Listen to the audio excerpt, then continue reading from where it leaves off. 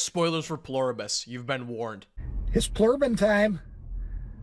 Vince Gilligan is at it again with another project, and considering my deep ties to the Breaking Bad universe, I feel inclined to give my 2 cents. Pluribus is a science fiction drama that centers around Carol Sturka, an acclaimed romantic fiction author who hates her job and her life and basically everything. Things take a wacky turn for Carol as the woke mind virus takes over the planet, leaving her and 12 other people as the last true humans on planet Earth, with everyone else having formed into a collective hive mind. Throughout the show, the hive attempts to lure Carol into their way of life through peace and kindness, but Carol's not really down to do that since the hive kind of killed her wife. And the rest of this season follows this sort of cold war between Carol and the virus as she tries finding out more information about the virus, what its goals are, how it survives, etc. While the premise might seem a little unusual compared to Vince and Company's typical fare, I knew going into this that Vince probably wouldn't have much trouble dealing with science fiction because, well, that's how we got to start. It's less uncharted territory and more getting back to the basics. Any fans of Vince's previous work will immediately recognize that Rhea Seehorn is taking the lead this time around, which I was very excited to see. Rhea Seehorn gave what should have been an Emmy-winning performance in Better Call Saul, particularly in the last few seasons, so I knew that she wouldn't have much trouble dealing with a role of this caliber. Rhea Seehorn is far from the only Breaking Bad universe connection that Pluribus contains, however. The writing credits feature a plethora of familiar names like Gordon Smith, Adam Bernstein, Allison Tatlock, and several others. And Dave Porter is back to compose the music for the show, which, by the way, I just want to ask,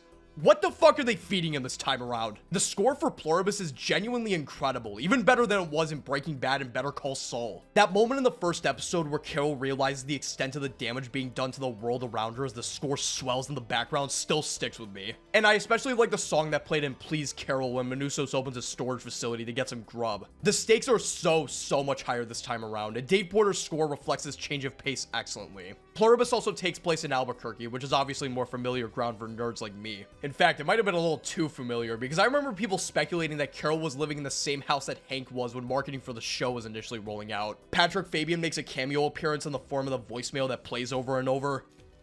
Hello? Beat Rice. Howard Hamlin here.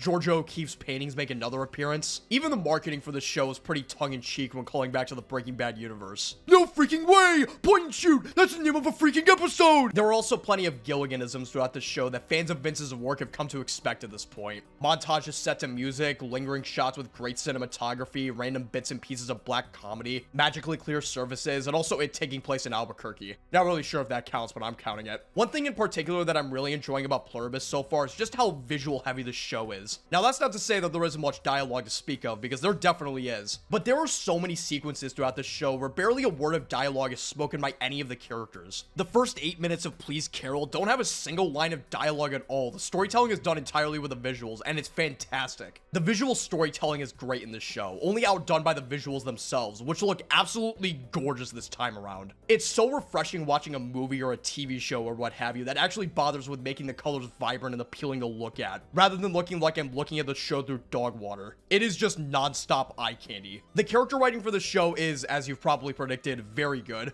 And my favorite character so far in the show might just be the virus itself. It's fun to watch the antagonist of a show try so desperately to convince the characters and the audience that it's not the antagonist. And I love how the show drip feeds us information about how the virus functions episode by episode rather than giving us a 40-minute lore dump of the first episode and calling it a day. That's the magic of slow pacing, baby. Some of my favorite moments in the show come from Carol's interactions with the virus, with my personal favorite being the moment in episode 3 after Carol nearly ends the goddamn show,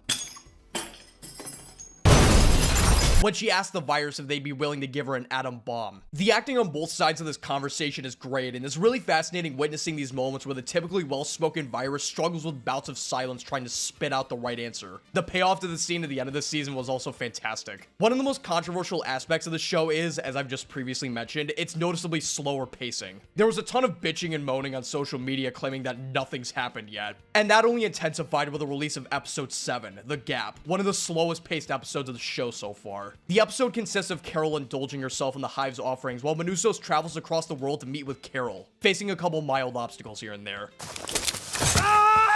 While it might seem like the show is moving along slowly just because, the reason why the show takes its time during this segment is to give the audience an idea of how long Carol has been isolated from any real human interaction, as a full month passes by in the show. I'm bringing up the pacing right now because a lot of people seem to be under the idea that Pluribus is only going slowly just because it feels like it, or that Vince is intentionally trying to waste your time specifically. As a person who could easily declare themselves to have above average knowledge of the Breaking Bad universe, I can assure you that there was a rhyme and reason for all of this. The slow grind of Better Call Saul in particular paid off in dividends because the writers didn't feel the need to rush through any plot lines and risk stiffening character development, resulting in a show that many people consider to be even better than its predecessor. Am I saying that Pluribus is guaranteed to be good?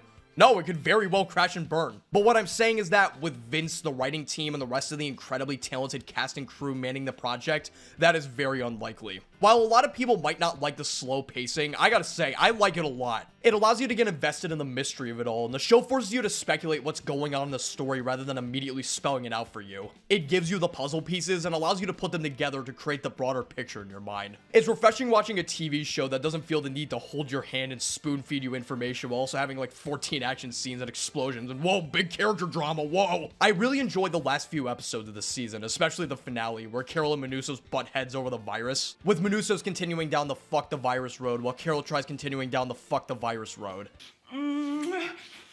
It's Plurbin time. Manipulative lesbian sex in my Vince Gilligan project? It's more likely than you'd think. I find it kind of funny that Carol really thought the fuck you were gonna warp your brain and take over the world virus actually had feelings for her. And that's after the virus abandoned her for an entire month. I get being left by yourself for a month does things to your brain, but goddamn. There were so many great moments throughout season 1, like Mr. Diabetes role-playing a James Bond scene, Manusos and Carol's conflict, the segment where Carol uses a camcorder to detail her cannibalism findings, John Cena, Manusos teaching himself English on his way to Carol, Zosha, and many, many others. This season gets better the more I think about it, and I'm really eager to see where the story's going to head next. It's been very hard to predict where this show is going to go, which is what's been making it all the more exciting to watch. Will season 2 turn out good, or will Vince Gilligan take all the Apple TV money and run? There's only one way to find out, and that's by waiting like 2 years until the next season comes out.